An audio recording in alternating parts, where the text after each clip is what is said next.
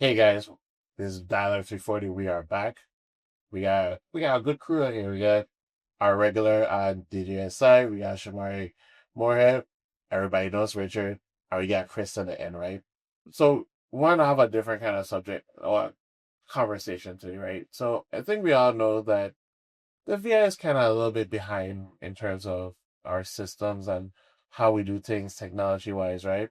So things we could think about, we all have at some point did some form of documentation. And something that may take a day or two takes weeks or months, right? We could think about some of the things that we've seen in the past year where actual agencies like the hospital and has shut down just those cyber attacks, right? So I want to start here with Shamari, right? Because I know this is his level of expertise, right? How can we get the Virgin to raise its standards when it comes to technology and systems, and how we could now meet our counterparts in the US and the rest of the modern world? Um, Darren, thanks for having me. I would say one is to start with the biggest players, right? The three biggest players on our economy, the VI government, WAPA, and One Communication. If they don't push technology, it makes it harder for small business to even want to develop it. Like if your business is running fine and you're in restaurant or retail and you're doing good, there's no incentive. But if everyone's moving and up in the game, like I would love for WAPA to say, hey, you can schedule payments online. I would love for VIA to say, hey, I can book a appointment to have service, installed without having to go into the store. Or I can go online and change my service, change my plan. VI government, I would love to be able to do more online. And if we don't have these three biggest players making that investment, what's the incentive for the smaller business to say, hey, we're going to invest in technology? And we don't have that. So if we want to really, really move the needle with technology, it's going to either take, the business as a collective, something like the Chamber of Commerce to really come in and say, hey, as a collective, this is what we're going to do. So it's the St. Croix Chamber of Commerce or the St. Thomas St. John Chamber of Commerce and say, hey, let's build a platform. Let's start moving our members forward. But aside from that, it starts with the three biggest players, the ones that almost everybody has to touch. So unless you're completely off the grid, then you don't touch WAPA, but you still have to do stuff with the VI government. You still got to pay your taxes. You still got to, file for permits and forms and fees. Like without that, then it becomes a challenge. So I want to ask the same question to you. How do you think we can raise our standards and be in the same levels of other laws? How do we do it? I don't know how we do it. Or what ideas you have? As far as what I know that I feel like is needed, we definitely everything that Mr. Moore said about being able to actually go online and do certain things. Even and I know Richard's probably struggled with a few different things, even getting certain items for some of the equipment for cameras. I feel like um in my industry, as far as pro audio equipment, pro camera equipment, I know it's a struggle to go into a store and be like, do you have this simple cord that is a standard that everybody should have if you're actually in this field, and something that should be easily like, oh yeah, sure, I have this, whatever it is. And then you get it, it's either the wrong thing or you have to go and order it. So I feel like there's a big gap in the tech that keeps a lot of what's going on, even the standard of look quality of videos versus the standard of audio, that we could really use here in the Virgin Islands. All right, Richard. I gotta come to you. The same Um, question. I'll be an advocate for small business data. I think we're not leveraging the right information in terms of efficiency, customer experience, employee experience. I feel like we don't honestly understand the customer at a scientific level. We understand the customer anecdotally. So Chris like his titi bread, Shamari always comes for his bush tea. But am I tracking the lifetime value of Chris? Am I tracking the lifetime value of Shamari? Am I tracking the frequency that I see Chris every week, the frequency that I see Shamari every week? And how can their preferences be better served by my ability to be more efficient? So I think as small businesses, we need to lean on data to find more smoother roads and paths to creating that product and service stream. And of course, Chris, I gotta come to you as a business owner, real estate and everything. I know you have to deal with the government on a regular basis, or just general systems, or what are you seeing and what's one area you think would be improving? Well, I have seen some improvement. For example, in my real estate business, the recorder of deeds is online now, and it has been for a few years. And that's been a big savings because if in the old days you needed to get a copy of a deed or a copy of a plot map or public works drawing, or now they call them OLGs, Office of the Lieutenant Governor drawings, you would have to physically go there and, pay for it. They print, they print it, hand it over. Took like an hour or 2 hours out of your day. And if they were closed for lunch or whatever, it was a holiday, you couldn't get it. But now it's online. So now from a convenience of our computer or your phone or wherever, you can download those documents and print them yourself. Now there's a fee involved. It's a subscription, but it's very helpful. That's helped our business a lot, saved us a lot of time.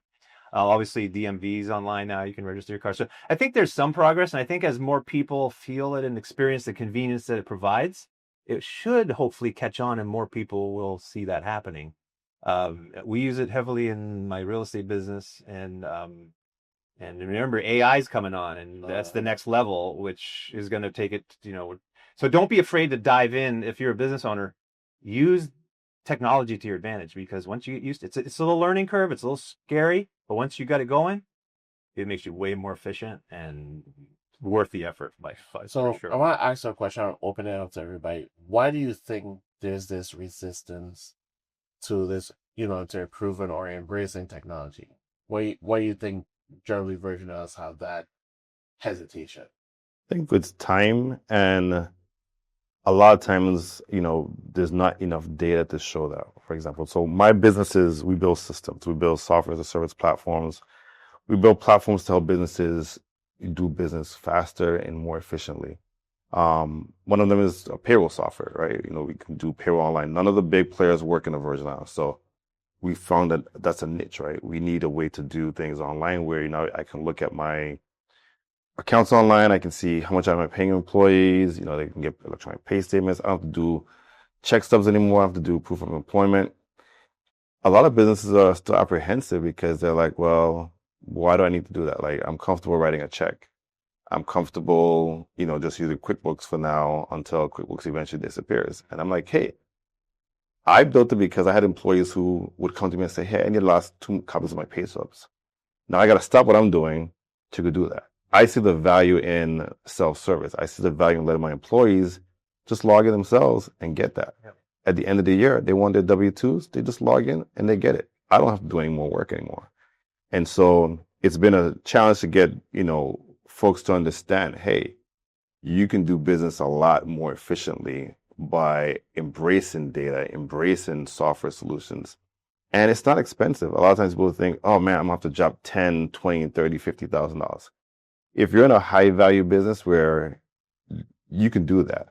But for a lot of things, it's in the low thousands, and it could really transform your business to the point where, you're letting automation do a lot of the little things for you that you don't have to do anymore. Yep. Yeah, I'll add to that and say I think one of the hesitations with technology comes from my ego. I've said this before. This is my word. You could peck it if you want it. It's called egonomics. I find that business owners in the territory and I would say even in the public sector, they let their ego drive their decisions more so than data drive their decisions. So I'll use Chris and Shamar. Shamari comes with his bush tea every week, right? But Shamari always give me a bad attitude. I'm not trying to find out why Shomari has a bad attitude. He's a loyal customer. He always comes, but I'm not trying to find out why. Because I just serve him. I don't need to talk to him, and it is what it is. But if you could take your ego out of why your interaction with Shomari is weird, then you can maybe address it. Maybe it might be a service issue. Maybe he doesn't like the fact that every time he tries to open the door, there's like this hump that he always trips on every time he comes to the restaurant or comes to the bakery. So every time he comes, he's frustrated that he has to come to this building that's either inefficiently built or it's not ADA compliant or the handle is weird. So he's irritated, but he loves the bush tea here. So if you could get out of your mindset of I know how to do business and there's only one way to do it, now I need to learn a different way, then you could solve that, because the technology and the data would give you the ability to say, let me survey Shamari. Let me survey all the Shamari that I have in my bakery. What are the issues that they have? Do they have issues accessing my product? Do they have issues accessing a bakery? and then you get that back. And it's kind of hard to hear. It's kind of hear where you suck as a business owner, because criticism's hard to take. It's hard. These are our babies, Yeah. and not only are they our babies, these are our bread and butters. Yeah. We're supporting our families, our friends, and I would say if you're a really honest person, you enjoy employing people because you're seeing other families and other people thrive off of a combined effort. So there's a lot of ego and pride in that. But if you could let that go and take the hard critiques, Yep. you can have a better product and you could have more loyal customers. I think a lot of people are really afraid of that because when I build systems for people, I always ask them, like, who's your customer, right? So if I say, hey, we're going to build a new platform for a department, what's your target users? What's their age group? User personas. And so I try to build the user experience around the people who are going to use this. A lot of times people let their ego drive as well. I know my business well. Yeah. I want to build this platform. Here's what you need to do. And they let a lot of companies, like I've seen this with, other agencies. Perfect example, OMB, when they had the fund for seniors, the process for signing up for that funding was for $500 was very cumbersome because they knew in their mind what they wanted. They went to the tech company in the States and said, hey, build this for us. Not ever saying, well, who's actually using this? Is a senior that's 65, 70 years old going to have the time to take and sign up for an account and fill out all this forms and this data just to get this 500? No. When we build, like someone came to say, hey, build some stuff for farmers and fishermen. I know that farmers and fishermen, they're not sitting in front of a computer all day. They want to do things by phone. So we said, let's talk to a few of them. How do you work? We use our cell phone to do everything. So we built a platform to use text messaging. So you log in with a phone number, you get a text message back with a link so you can complete it later. Everything's through your phone. You got to start looking at your customers and being honest with yourselves and not letting your ego drive the decision of, well, I know this best. And we see a lot of businesses fail because of that. They're afraid of change. They're afraid of embracing, customers and the next generation of customers who, maybe be younger, maybe from off island, who may not be your traditional people who come in every single day. Because at some point, those people are gone. And you got to start to embrace change. Yeah, so what have you seen? Yeah, in any business, no matter what it is always in evolution. It's like if you get your business set up and it's doing pretty good and you're making a good living and everything's sweet and you're leaving it, and then but you just kind of leave it alone like that, it will slowly get staley a little bit, and then other people will be getting in the business doing the same kind of thing, and now you're gonna have competition, right, all the time. So you got to always change and evolve and seek feedback. So like if someone's going to sell a property and they call me to go discuss it with them, and hopefully I will get the listing on it, right? Yeah. And I'll get the commission on the sale. They'll usually interview 2 or 3, sometimes 4 real estate agents. So we'll all go out, one after the other over a period of days. And then one of us gets the call, right? So, hey, Joe, we're giving you the listing. So if I hear Joe got the listing, I want to know why they didn't pick me. Because he did something they liked that I didn't do. So I'll call that owner and say, hey, just I totally respect you listed with someone else, no problem. I'm the guy that finds you a buyer.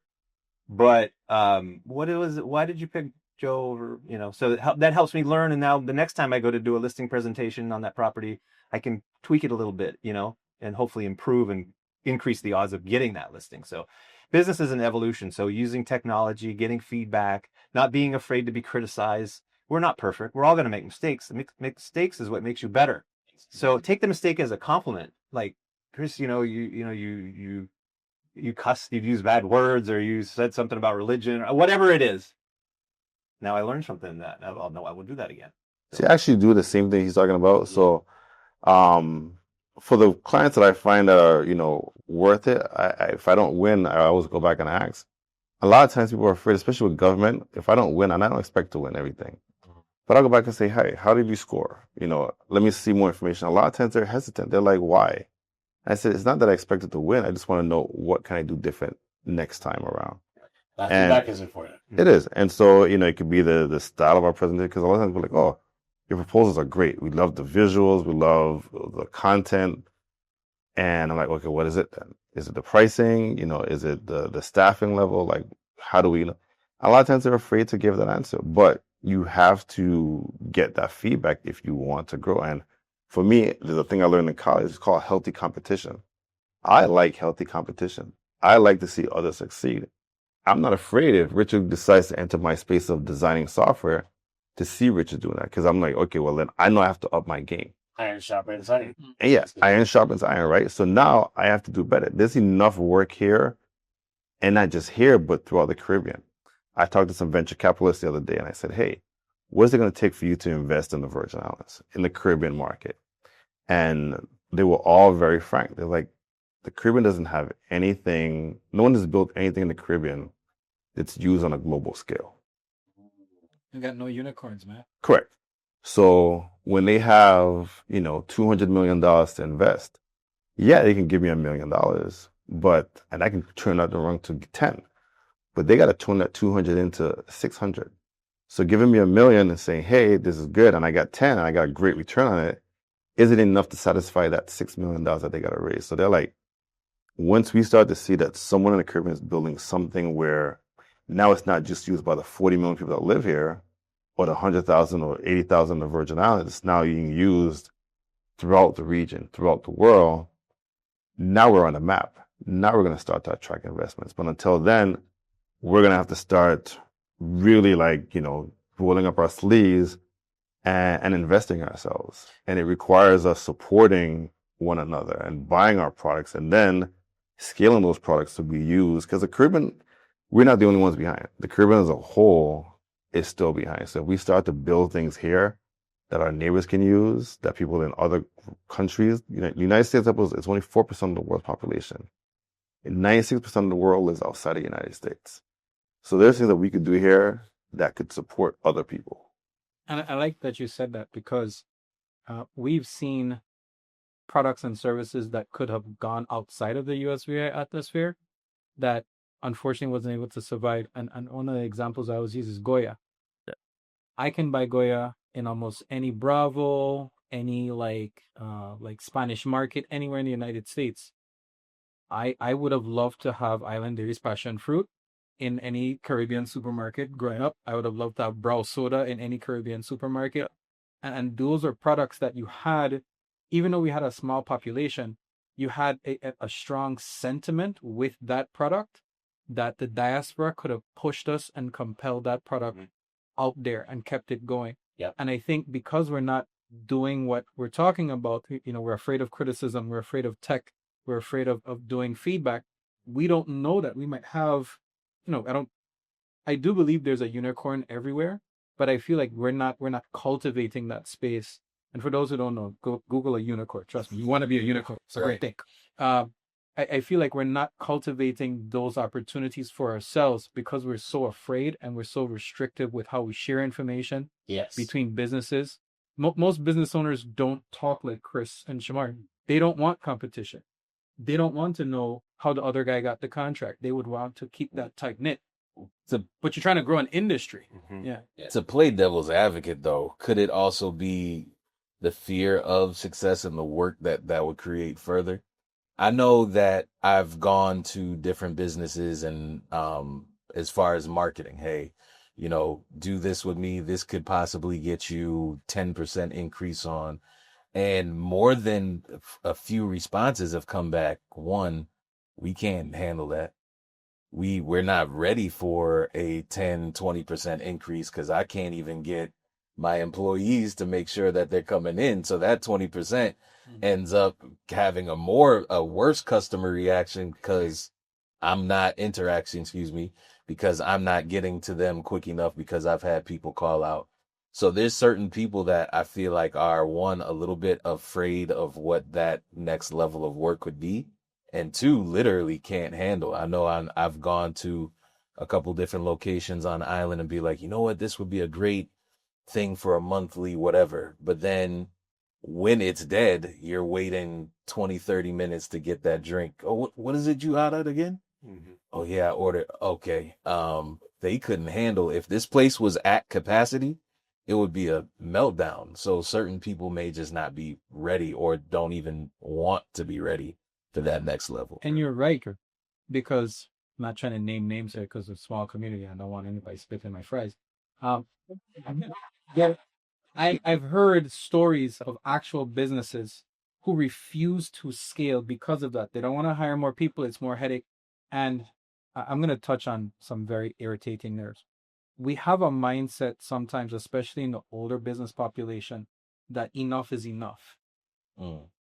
I make enough to pay my bills, to satisfy my family. I'm okay. That's fine if that's what your goal is. But I feel as though once you go beyond hustling and you get into an actual business structure, and the minute you employ someone, I would hope you have that obligation to grow, not just because of what your pocket desire is, but for what the possibilities could be. Because you don't know where, like if Shomari got into tech and he only worked at an electronic store back in the day, if that electronic store owner decided to go into website design, that could have been a way for Shomari to get up into web design. Mm-hmm. And that could have been a possibility for other people. But if you're limiting your growth because you're comfortable, you're also stymieing the growth of somebody else and or the industry. So you have to have like an industry mindset. And I would add to it is we don't have a lot of businesses that outlive their founders. You know, so for Shit and Henley real estate, it's been around for a long time, but how many businesses are still around that have outlived their founders?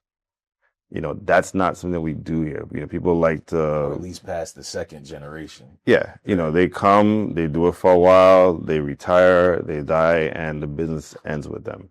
You can name them, the Harveys, the Brady's when it Brown comes to Soda, restaurants, Brown Soda. Brow Soda, right? Island Dairies. All these businesses have kind of, they were there for a point in time, but they didn't grow beyond just the founders. And so for me, I don't intend to work every day. Like I would love to train more people to take on what I do so that I could get into something else. You know, I would love to spend my days, you know, traveling or being in construction or doing something else. But you have to start thinking of your business outside of just yourself. And technology is a great way to do that, right? You can start to look at processes and systems and data to help you scale. If a business can, you know, handle the load during a certain time of day, you can start looking at scheduling software that can automate that, help you figure out, okay, well, hey, we typically see, you know, this level of customers at this point in time. We need to hire one other person or two other people just for that period and maybe pay them a premium because now we're making a lot more money. But you don't have to say, okay, well, yeah, if I hire someone, they have to be here for 8 hours. There's software to help you do that. And it helps you scale. But you got to start looking at it beyond just, you know, A local. and I'll say even beyond being, one of the things I learned with SBA, at SBA had this program called Emerging Leaders. It's called SBA Thrive Now. But one of the things you have to learn is that if for your business to really be a business, you have to be out of it. You cannot be the business. Like for me to scale, I can't, the business can't be Shomari. Like it has to be something where Shomari is deciding on contracts and maybe product. But if I'm sick, if I disappear for a week, the business can survive without me. And so when you build a business like that, then your business can scale. But if your business is built on you and you can't go on vacation because you're the only person, like there's florist shops. When we're getting married, florist is like, hey, I'm closed for 6 weeks because I'm going on vacation. You know, that's great that you can afford to close for 6 weeks. But now you're stuck. But now, if you don't come back from vacation, that business is gone. The employees who work there, that's a business that's gone. That's lost tax revenues, everything.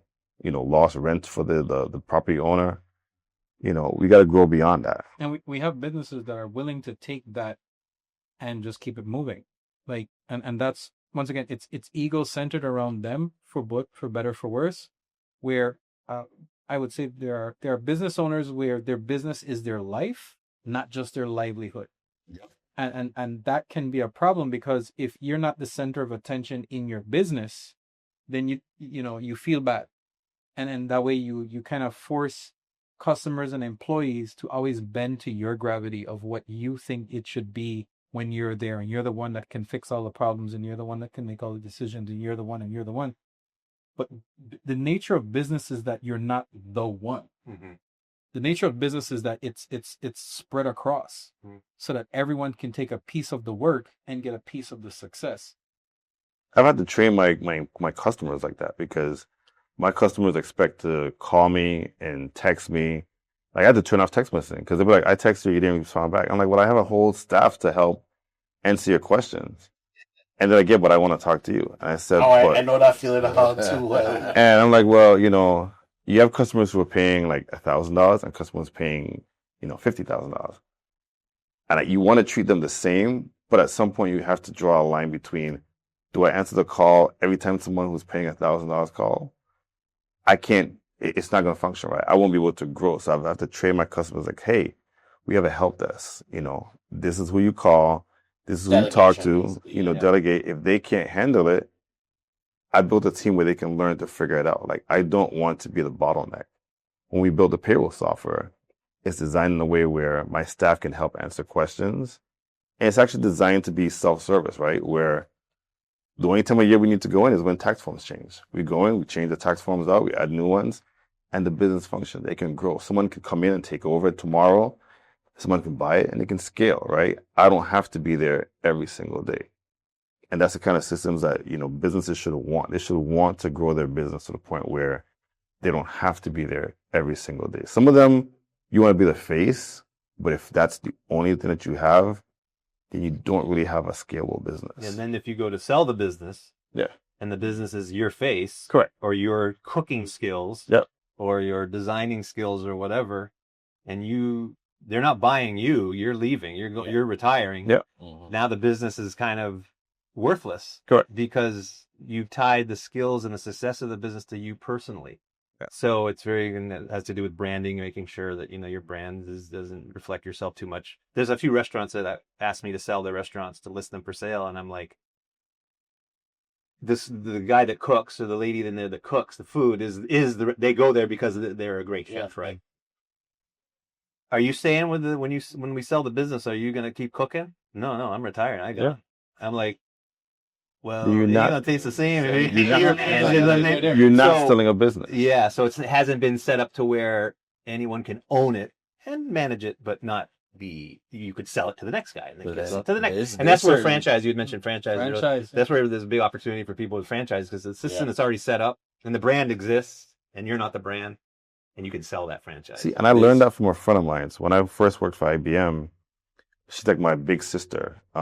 We both work together, and she was like, she has her own company now. She has two companies that are doing really well in Southfly. They do user experience design and testing, user experience testing. And one of the things she told me is that you have to build a product that someone wants to buy. Like, when they buy your business, you want to be able to get out of it. And if they're buying a business with you and you're the business, then they're not going to really want to buy it. But if you can build a product that can function without you, then you have a business that can be purchased. And so that's been my focus for the longest, is building software solutions that if a business wants to sell the business, there's something tangible that the buyer can say, hey, if Darren leaves tomorrow, I still have something valuable. Otherwise, you're literally just buying clients and maybe some equipment. Yep. And that doesn't command a whole lot of value. Right. So I wanted to pass on to Richard, just because we talk about this off cycle. We talk a lot of things about, and then we said in this discussion already about the customer experience. We need to talk about the employee experience. What have you seen, Richard, and in terms of employee experience, and how you think businesses and the government can improve upon that? Your first line of offense and defense in a business, they're employees. And it's interesting to see how both at the GVI level and the private sector level, I think we missed the mark on how valuable an invested employee is. Mm-hmm. Not when you have a high turnover or churn in terms of employees, but like when you have invested employees. And our community is actually beautiful in the sense of, Saima, we've been working 20 years at that same position. She knows it like the back of her hand. Chris has been dealing with the same land surveyors for probably like a generation now. And then there's beauty in that. So because you have such an invested workforce, it would make sense to treat them like that. Spoil them, give them gifts, but more importantly, collect the information from them that helps them feel seen. And, it's weird, like, when you go to a therapist and you go to a counselor, you just have that sense of being seen and heard. Yes. And I feel like our employees, they don't feel seen and heard, because you have management and owners kind of like doing these off the wall goofball stuff that doesn't translate to what's actually happening at the lower ranking, at the rank and file level. I got a question for you on that though. So how do you balance that with getting employees to understand the value that they bring? Because a lot of times employees feel like I come to work, I've checked the box, I deserve a paycheck, right? Whereas they may not necessarily be bringing in revenue. And so a business, especially smaller businesses, thrive on cash flow. So if you're not tangibly contributing to the growth of the business in some way, how do you balance that? Because you do need some support staff, right? They may not necessarily do work that brings in $1 tomorrow or $100, $1,000, but I've had employees in the past that I had to let go because when I asked them to say, hey, how are you contributing to the bottom line? Like you deserve a paycheck, but a paycheck means that I can bill someone for the time that you're putting in, or we can deliver something. And if you're simply saying that, well, I came to the office today, I deserve to get paid, that's not enough. So I think where we could do better is helping people understand not every role is customer facing. Correct. But just because you're not customer facing doesn't mean you're not revenue generating. Correct. And there are positions where it doesn't naturally feel like HR. HR is not revenue generating.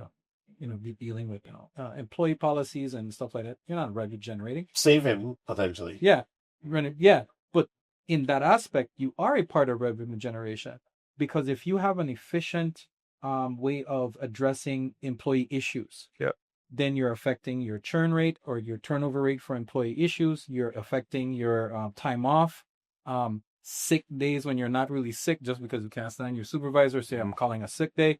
So if you're optimizing HR to the point where your employees now are just like super plugged in, super locked in, but then as the owner and management, you now have to support HR and helping them to see that vision, helping them to see their role. And I think this is where we get back to that economics a little bit, is because if I'm a business owner that doesn't want to share all of the information of the business operations with everyone, I kind of keep things secretive to me. I might say a little bit to Shomari because he's kind of doing that. I might say a little bit to Chris because he knows, but I'm still holding all the puzzle pieces.